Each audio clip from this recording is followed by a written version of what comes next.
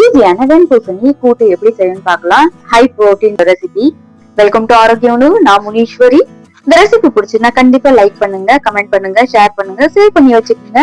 First தடவை visit பண்றீங்கன்னா subscribe பண்ணிக்கோங்க. ஃபாலோ. இந்த ரெசிபி செய்யறதுக்கான இன்கிரியன்ஸ் கொடுத்துருங்க பாருங்க, செக் பண்ணிக்கோங்க. தமிழ் இங்கிலீஷ்லயும் கொடுத்துருக்கேன்.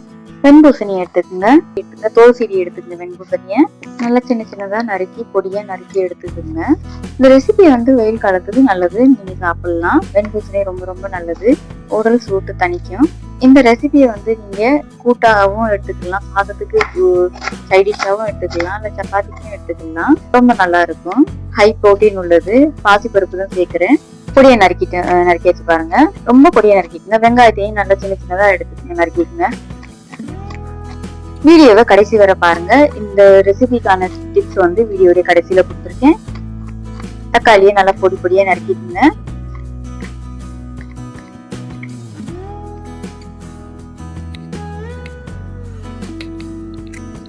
ப்ரெஷர் குக்கர் எடுத்துக்கோங்க. பாசிப்பருப்பை சேர்த்துக்குங்க. நல்லா கழுவி எடுத்துக்கங்க. ஒரு 2 தடவை நல்லா அலசி எடுத்துக்கோங்க. வெங்காயம் நறுக்கி வச்ச வெங்காயம் சேர்த்துக்குங்க. நறுக்கி வச்ச வெண்பூசணியை சேர்த்துக்குங்க. நறுக்கி வச்ச தக்காளி சேர்த்துக்குங்க. பூண்டு சேர்த்துக்குங்க. தண்ணி சேர்த்துக்குங்க. மஞ்சள் தூள் சேர்த்துக்குங்க. உப்பு சேர்த்துக்குங்க. குக்கர் மூடி போட்டு விசில் போட்டு மூடி ஒரு 2 விசில் வச்சா போதும். பாருங்க, வெந்துருச்சு. கடாயை எடுத்துக்குங்க.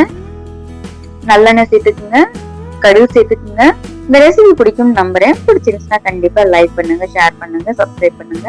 கடலைப்பருப்பு சேர்த்துக்குங்க. உளுந்தம் பருப்பு சேர்த்துக்குங்க. கருவேப்பிலை சேர்த்துக்குங்க. உங்களுடைய ஃபேவரட் சைட் டிஷ் எது என்னன்னு எனக்கு கமெண்ட் பண்ணுங்க. அடுத்த ரெசிபில நான் ட்ரை பண்றேன். காஞ்ச மிளகாய் சேர்த்துக்குங்க. உங்க காரத்துக்கு ஏத்தாப்புல காஞ்ச மிளகாய் அட்ஜஸ்ட் பண்ணிக்கோங்க. பச்சை மிளகாய் சேர்த்துக்குங்க. ஏதாவது ஒண்ணு கூட சேர்த்துக்கலாம், 2 மிளகாயுமே சேர்த்துக்கலாம். உங்க விருப்பம் தான். காரம் உங்களுக்கு ஏத்தாப்புல அட்ஜஸ்ட் பண்ணிக்கோங்க. நல்லா கடைஞ்சுக்குங்க. பருப்பு தனித்தனியா தான் இருக்கும், அதனால கடைஞ்சு எடுத்துக்கோங்க. கடைஞ்சு எடுத்தீங்கன்னா கொஞ்சம் திக்காயிரும். ரொம்ப கிடையாது, ரொம்ப கொலைய வைக்காதீங்க. ஒரு விசில் இல்ல 2 விசில் வச்சா போதும். தாளிச்சதை சேர்த்துக்குங்க. அப்படியே சர்வ் பண்ணுங்க. ஈஸியான சைட் டிஷ் ரெடி ஆயிருச்சு, வெண்பூசணி கூட்டு. இந்த ரெசிபியில டிப்ஸ் என்னன்னா, ரொம்ப தண்ணி சேர்த்து வேக வைக்காதீங்க. பருப்பை ரொம்ப கம்மியா வைங்க. ஏன்னா வெண்பூசணியில ஏற்கனவே தண்ணி இருக்கும், அதனால தண்ணி அதிகமாயிரும். தண்ணியை கம்மியா வச்சு செய்யுங்க. நல்லா திக்காவே வேக வச்சு அதுக்கடுத்து அப்பவே சர்வ் பண்ணி சாப்பிடுங்க. இந்த ரெசிபி செய்யறதுக்கான இன்கிரியன்ஸ் வீடியோடைய ஃபர்ஸ்ட்ல கொடுத்துருக்கேன், செக் பண்ணிக்கலாம். மீண்டும் ஈஸியான, ஹெல்தியான, டேஸ்டியான ரெசிபியுடன் சந்திப்போம். பாய்.